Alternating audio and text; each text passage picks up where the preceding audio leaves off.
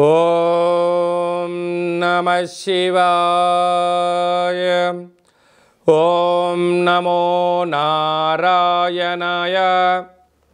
నరదృష్టి కర్మ నివారణ, సంచిత కర్మ, ప్రారబ్ధ కర్మ, ఆగమిక కర్మ నివారణ, సకల దోష దగ్ధ తులాభార కాళభైరవాయ నమో నమః.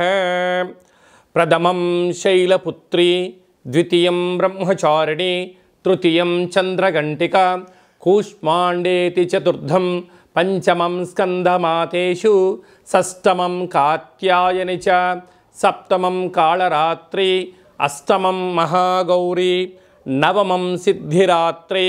శ్రీ రాజరాజేశ్వరీ దేవ్యై నమోస్తుతే. హరి ఓం. మా ఛానల్కి స్వాగతం. చూస్తున్న వీక్షకులకు, ప్రేక్షకులకు, ప్రియ కాళభైరవ భగవద్బంధులకి స్వాగతం పలుకుతూ, మమ్మల్ని ఎంతగానో ఆదరిస్తూ ఉండబడినటువంటి ప్రియ సోదరా సోదరీమణులకు స్వాగతం పలుకుతూ, అందరికీ ముందస్తుగా విజయదశమి పండగ శుభాకాంక్షలు.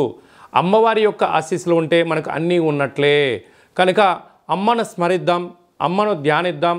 ప్రకృతితో మమేకమైనటువంటి అమ్మవారిని శాకాంబరి స్వరూపంలో పూజ చేసుకుందాం. జీవనాన్ని అద్భుతమైన ఆనందకరమైన జీవితానికి స్వాగతం పలుకుదాం. 1వ తారీఖు 10వ నెల 2024 నుండి 15/10/2024 వరకు పుట్టినటువంటి వారందరికీ కూడా ముందస్తుగా జన్మదిన శుభాకాంక్షలు. గతంలో వివాహం చేసుకున్న వారికి వివాహ వార్షికోత్సవ శుభాకాంక్షలు. ద్వాదశ రాశుల్లో గ్రహ గమనాల్ని ఒకసారి వీక్షింపచేద్దాం.